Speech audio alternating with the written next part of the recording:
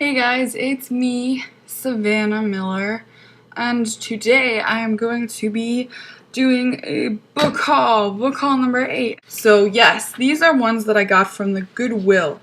The Wide Window, which is the 3rd book in the series of Unfortunate Events by Lemony Snicket. The Miserable Mill, which is number 4. The Austere Academy, which is number 5. The Vile Village, number 7. And The Hostile Hospital, number 8. The Slippery Slope, number 10. I just remember devouring these books always in the middle of the night. This was back when I was in middle school. I would have this one, the really fat glow stick thing, and I would keep putting it back in the freezer and breaking it, and I should be blind probably by now because the light was so dim. I was like holding it right against the page so that I could read the words underneath. I didn't have a flashlight. Okay, so these are books that I purchased brand new from Meijer, and I feel kind of ashamed because I started reading this book like 5 days ago. The Red Pyramid by Rick Riordan, and it is number 1 in the Kane Chronicles series, so I'll be doing a book talk on that as soon as I finish it. I also got The Throne of Fire by Rick Riordan, which is number 2 in the Kane Chronicles trilogy, and I got The Serpent's Shadow by Rick Riordan, which is number 3 in the Kane Chronicles trilogy. And it says that inside is the never-before-seen short story where Carter Kane meets Percy Jackson. It acts like this is the only book that has it in there, but I know better. I'm not special. Last but not least, I went to Ollie's today with my madre.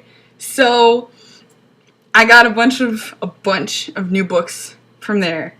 And they were all either $2 or $3, and it's so exciting to be able to purchase brand new books that cheap. I have them, and some of them are like really good books. First book that I found for $2 is a hardcover copy of Bloodlines by Rochelle Mead, which is the first book in the spin-off series of the Vampire Academy series. I wasn't free of my past, not yet.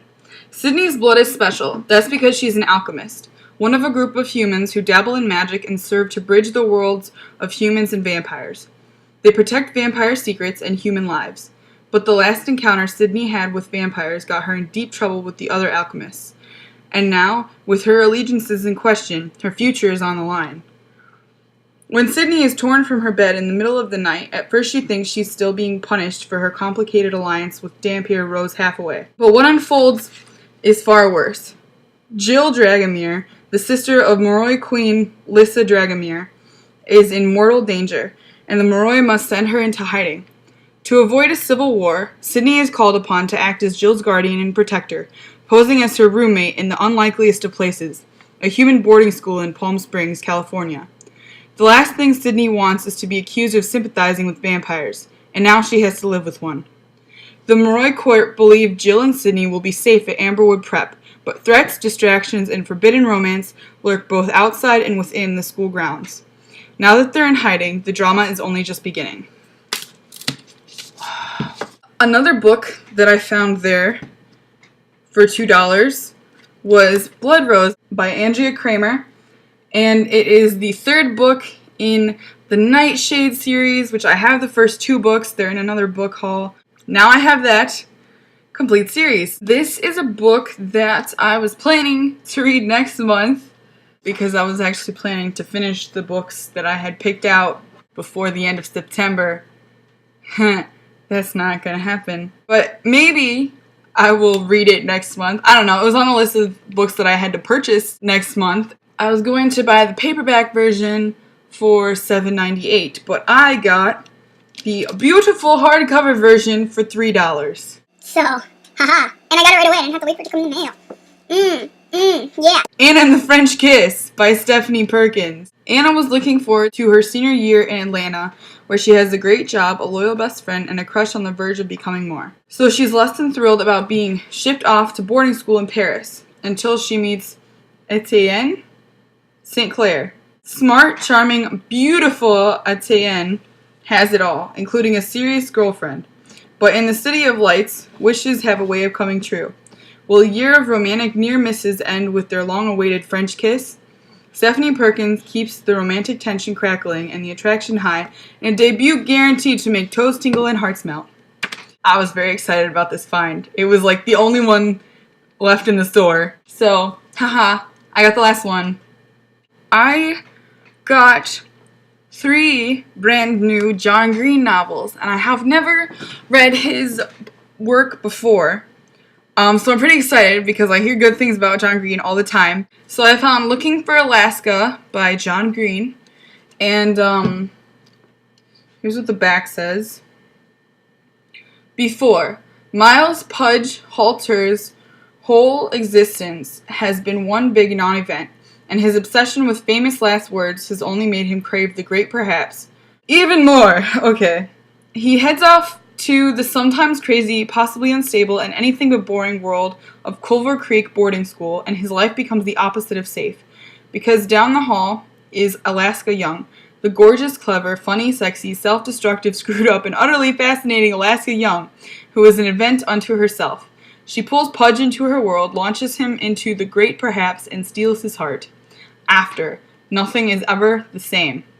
Second book I found by John Green was An Abundance of Catherines. Catherine V thought boys were gross. Catherine X just wanted to be friends. Catherine XVIII. Oh, Roman numerals.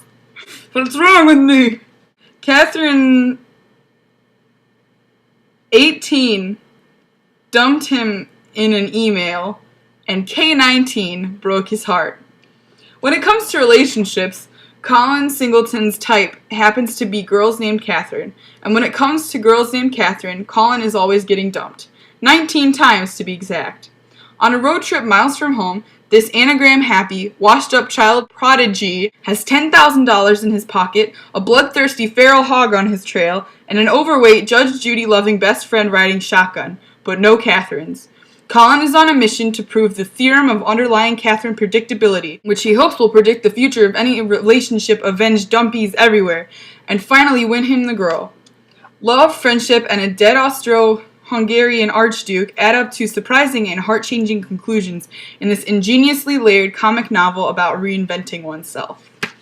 The third and final John Green book that I found was Paper Towns. So I shall read you the thing. Quentin Jacobson has spent a lifetime loving the magnificently adventurous Margot Roth Spiegelman from afar.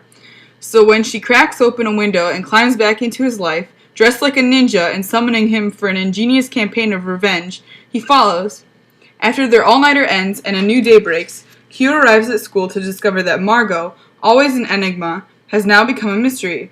But Q soon learns that there are clues, and they're for him. Urged down a disconnected path, the closer he gets, the less Q sees the girl he thought he knew. Okay, so I already have the first book in this duology. The first book was If I Stay by Gail Forman, and I own that. I have not read it yet, but I meant to this month, but I didn't get around to it. Anyway, I found this book for $2, Where She Went by Gail Forman, and it is the sequel to If I Stay. So, I saw this on the shelf, and it was quite exciting, because I saw this in Walmart before, but it was like $17, so I didn't get it, but it is The World of the Hunger Games, hardcover, and it is just, I will read you the back. This is the definitive full-color guide to Pan Am. Gorgeous photographs from the movie make this a rich visual dictionary for the incredible world that Suzanne Collins created and that has come to life on the big screen. It showcases the major players and participants in the Hunger Games, the life and home of Katniss Everdeen, and the perils of the games themselves. Injuries, fire, mutations, and all the rest. A glossary and new quotes from Suzanne Collins herself complete the package. Fans of both the Hunger Games novels and the stunning recent film will treasure this book.